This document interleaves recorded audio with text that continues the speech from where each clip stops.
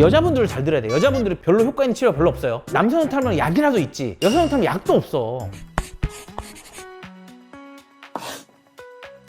헤어라인에 대해서 저도 자유롭지 못하지만 헤어라인에 대해서 이야기를 해보도록 합시다. 남자분들이 좀 심각하죠, M자. 일단은 유전성 탈모죠. 보면 답이 나와요. 나는 이제 운명적으로 받아들여야 되는 그 순간들이 오는 거죠. 20대 후반, 30대 초반부터. 남성형 탈모 같은 경우에는 아주 강력한 약이 있어요. 그래서 프로페시아와 아보다트, 이 약이 있습니다. 피나스테라와 두타스테라이드라는 성분명이죠. 약이 이제 엄청 종류가 많죠. 만약에 내가 유전적으로 남성형 탈모가 있다 그러면 무조건 빨리 먹어야 됩니다. 일단은 예방이 돼요. 거의 한 70% 이상 예방이 되는 것 같아요. 그래서 헤어라인이 이렇게 뒤로 밀리는 거는 이제 아버지 보면 되니까, 아버지나 할아버지나 외가 쪽을 또 봐도 되고, 일단 그 사람들 중에 뭔가 날아간 사람이 있다 그러면은 먼저 약을 좀 빨리 드셔주는 게 좋고요. 유전적인 거를 극복할 수가 없어요. 부모님 딱 보고 엄마 아빠가 저렇게 변하니까 나도 저렇게 변할 확률이 높구나 생각해서 일단 가장 심각한 데일수록 빨리 노화가 시작된 거기 때문에 빨리 관리하는 게 좋고요. 특히 이제 헤어라인 밀리는 거는 그 약으로 잘 안 되는 경우도 있어요. 정수리 탈모 같은 경우에는 먹는 약으로 거의 커버가 되는데 이 M자 같은 경우는 잘 커버가 안 됩니다. 그래서 우리가 이제 모발 이식을 많이 하죠. 헤어라인 교정술을 많이 하는데 우리가 모발 이식까지 갔다는 거는 이미 날아갔다는 소리예요.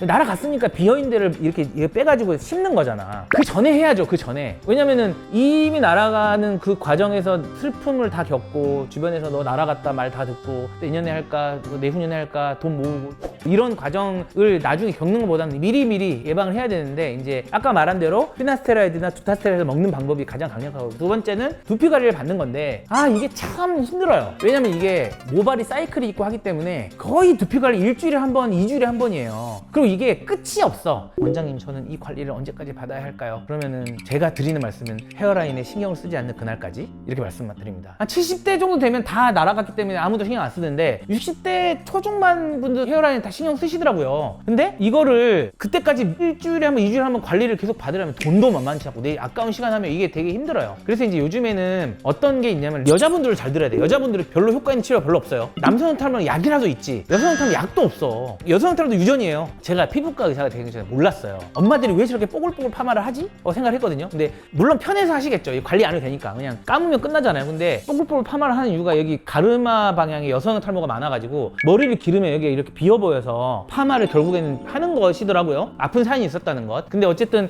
긴 생머리 이런 거 하면 좋잖아요. 더 어려 보이고. 근데 이제 그게 이제 남녀로 불문하고 이 정수리나 이 앞쪽은 많이 빠진대요. 여기 뒤통수 헤어라인 쪽에 있는 모발은 탈모에 저항성이 있습니다. 모발 이식할 때도 여기서 빼서 여기다 심잖아요. 그렇게 하는데 이제 우리가 모발 이식까지는 안 가야 되지 않겠냐, 이런 취지로 봤을 때 6개월이나 1년에 한 번 정도 내가 내 세포로, 특히 이제 그 탈모에 저항성이 있는 부분에 모발에서 세포를 추출해가지고 주사를 맞는 그런 시술이 있어요. 그게 리제네르 액티바라는 시술인데 그 정도 하면 정말 최선을 다하는 거죠.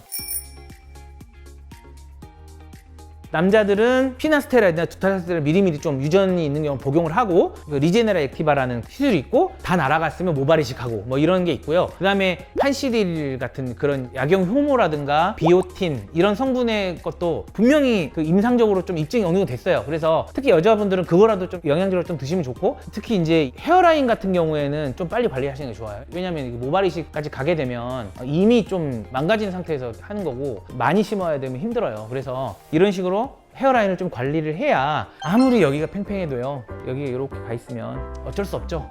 방법이 있습니다. 병원 와서 전문가한테 상담하셔서 도움을 꼭 받으시길 바랍니다.